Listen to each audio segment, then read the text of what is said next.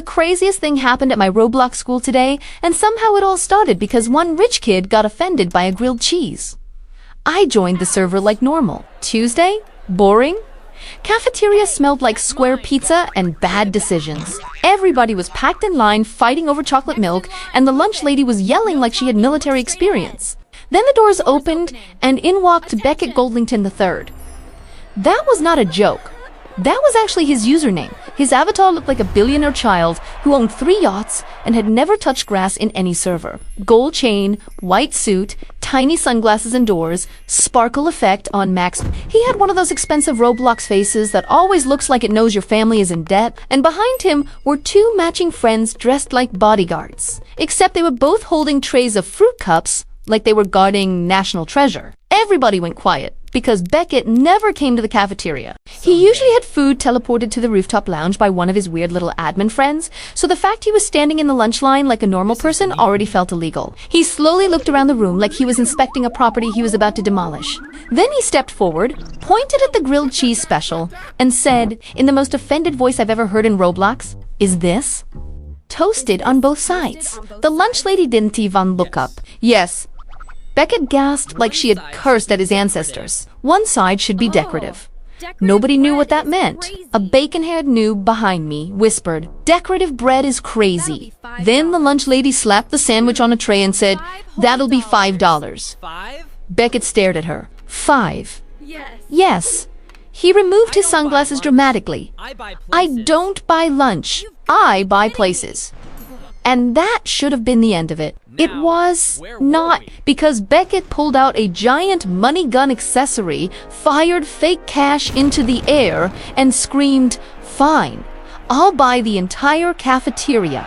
Everybody laughed for about 3 seconds. Then a system message popped up in chat server notice. Cafeteria ownership transferred to Beckett Goldlington. Silence. Complete silence. Then chaos. The lunch lady looked at the wall, looked at the system message, and slowly took off her hairnet like a defeated warrior. A girl at table 3 yelled, "He can't do that." Apparently, he could. Beckett climbed on top of a table, cleared his throat, and announced, as the new owner of this establishment, there will be changes. His 2 bodyguards rolled out a red carpet in the cafeteria, right on top of spilled applesauce. One bodyguard opened a notebook and said, "Rule 1. No more standing in line. If you are standing, you are poor." The entire room exploded. Kids started booing. Someone threw a tater tot. A fake goth girl screamed, "This is class war." Beckett raised 1 finger.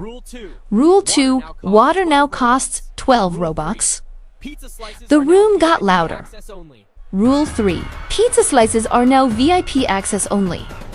Now people were actually climbing on tables. One kid started chanting, "Free lunch, free lunch," and somehow the whole cafeteria joined in like this was a revolution documentary. Beckett wasn't scared at all. That was the weird part. He looked thrilled. He snapped his fingers, and suddenly the cafeteria started changing. The gray plastic chairs got replaced with velvet stools. The lunch trays turned gold. The vending machines only sold sparkling water and something called imported grapes. The normal menu disappeared, and a giant glowing sign dropped from the ceiling. The Goldlington dining experience. Below it was the new menu. Air-fried truffle fries, 80 Robux. Mini water, 12 Robux. Deconstructed pizza, 95 Robux. Mystery cube dessert, 40 Robux. Chair rental, 15 Robux. Per minucci. Chair rental. He was charging people to sit down. A guy in a dinosaur costume read the sign and just fell over. At this point, the principal finally showed up. Or at least I think it was the principal. It was a blocky avatar with a mustache, a whistle, and the energy of a man who had lost control of his life in 2019. He marched in and said, "Young man, you cannot privatize lunch." Beckett jumped off the table and handed him a tiny gold card. The principal read it, then immediately sat down at the VIP section. No joke. He sat down, adjusted his tie, and asked for truffle fries. The cafeteria lost its mind. Now people were furious. The cheer squad started picketing near the milk cartons. The football team tried to rush the velvet rope and got stopped by Beckett's bodyguards, who were weirdly strong for people named Preston and Miles. A suspiciously tiny avatar in a fedora whispered to me, "This is bigger than lunch. He's testing something." That sentence did not help. Then Beckett made his worst decision. He grabbed the microphone from the stage and said, "Attention, students. Due to excessive peasant energy, the common area is now closed. Only premium dining members may remain." Then half the cafeteria got kicked outside. Literally, kids were pressed against the windows like zombies, watching the rich section eat tiny square waffles dusted with edible glitter. Inside, Beckett was hosting a live violin performance next to the ketchup station. Outside, people were organizing. And I mean really organizing. A girl named Madison, whose avatar looked like she ran 3 clubs and 2 scams, stood on a bench and shouted, "If he wants a luxury cafeteria, we give him a luxury problem." Everybody leaned in. She pointed at the janitor closet. 5 minutes later, the rebellion began. Phase 1, condiment sabotage. Dozens of students stormed to the side entrance disguised as waiters. They swished the truffle oil with mustard. They replaced sparkling water labels with sink water. Someone released 17 apples into the VIP lounge for no reason. Phase 2, social destruction. A rumor spread through the server that Beckett's suit was from the free catalog. That hit him harder than anything. He froze mid-bite. Who said that? Nobody answered. Then another system message popped up. Global chat. Beckett Goldington wears free shoes. The cafeteria gasped. Even the violinist stopped playing. Beckett looked down at his shoes like they had betrayed him personally. No. No, no, no, no. These are limited. Then a girl zoomed in and said, "Those are literally called fancy school loafers." I have never seen someone take psychic damage in real time before, but it got worse because phase 3 was already happening. The noobs had entered the kitchen. Nobody knows how. 1 second, the kitchen doors were closed. The next second, 3 bacon hairs rolled out in hairnets pushing a giant pot labeled Mega Slop. It was some unholy mix of beans, noodles, gravy, cereal, and bright green liquid. Madison grabbed the mic. If Beckett owns a cafeteria, she shouted, then he owns today's special. The room went dead silent. Then the noobs launched the Mega Slop. It splashed across the velvet rope. It hit the VIP table. It got on the principal. It got on the violin.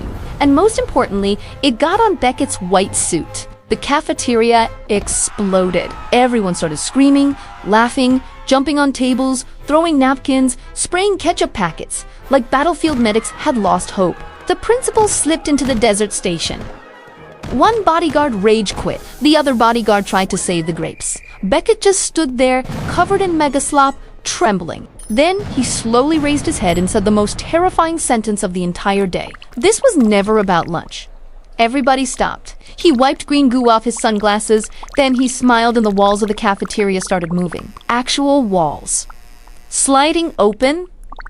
Behind them, Mari Cafeteria, way more. A giant hidden dining hall we had never seen before, with chandeliers, marble floors, a chocolate fountain, and a huge golden sign that said Goldington Academy Phase 2. The entire server stared. Beckett spread his arms. "You fools thought I bought the cafeteria?" he said. "I bought the school." Chat went insane. People started typing in all caps. The principal stood up, covered in slop, and whispered, "Oh no." Then every classroom icon on the map changed. Math became wealth studies.